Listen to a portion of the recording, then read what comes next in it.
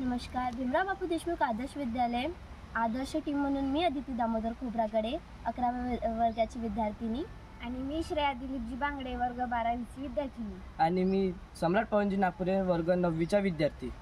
रासायनिक शेतीमुळे आरोग्यावर होणारे परिणाम याबद्दलची माहिती मी तुम्हाला देणार आहे. कीटनाशके, तणनाशके यामुळे यांचे अंश खाद्यपदार्थात, पाण्यामध्ये आणि भाजीपाल्यांमध्ये मिसळतात. यामुळे अनेक आजार होऊ शकतात. मानवी शरीरावर यांचे अनेक आजार होऊ शकतात, जसे की कर्करोग, त्वचाचे रोग आणि मेंदूचे प्रकार समस्या हे आपल्याला होऊ शकतात. हे शेतकऱ्यांपर्यंत नाही तर मानवी जीवनापर्यंत पण कारण आपण रासायनिक शेतीमुळे आपण अति वापर करतो रासायनिक शेतीचा.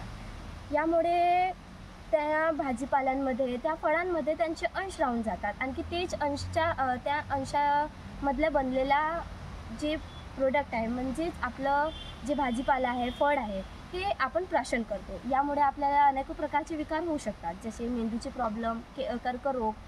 तर यांना थांबवण्यासाठी आम्ही काही उपाय सुचवलेले आहे, तर ते तुमच्या सामने आम्ही ठेवत आहे. याचबरोबर आरोग्यावर सुद्धा करतात.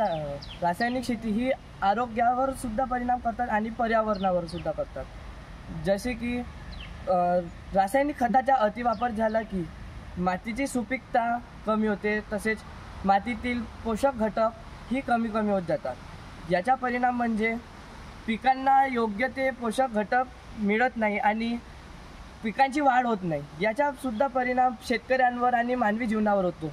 शेतकऱ्यांचे उत्पादन कमी होते आणि ही अपौष्टिक उत्पादन जर आपण खाल्लात तर आपल्याला सुद्धा आजार, विकार होऊ शकतात.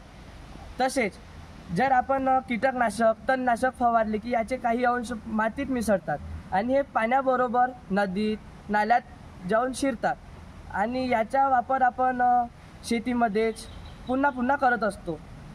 आणि हे पाणी वापरल्यामुळे तेच रसायन, तेच कीटकनाशक पुन्हा पिकांना जात असतात, ज्याचे शोषण पीक करत असते. यामुळे जे उत्पादन होतात ते सुद्धा अपौष्टिक रासायनिकमुळे होऊ शकतात आणि हे अपौष्टिक घटक आपल्या आरोग्यासाठी फार हानी पोहोचवू शकते. या पुढील माहिती माझी मैत्रीण श्रेया दी. सेंद्रिय शेती आणि जैविक शेतींना प्रोत्साहन देणे, सुरक्षित, विषमुक्त आणि कसदार अन्न पुरवठ्यांबाबत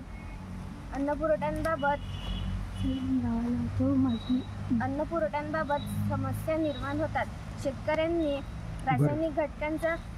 रासायनिक घटकांचा वापर मर्यादित करणे, जैविक खते आणि रासायनिक कीटकनाशकांचा वापर वाढवणे आवश्यक आहे.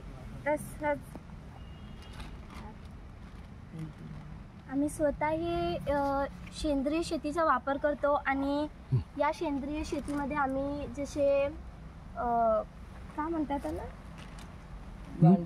गांडूळ आणि गांडूळखत, शेणखत यासारखे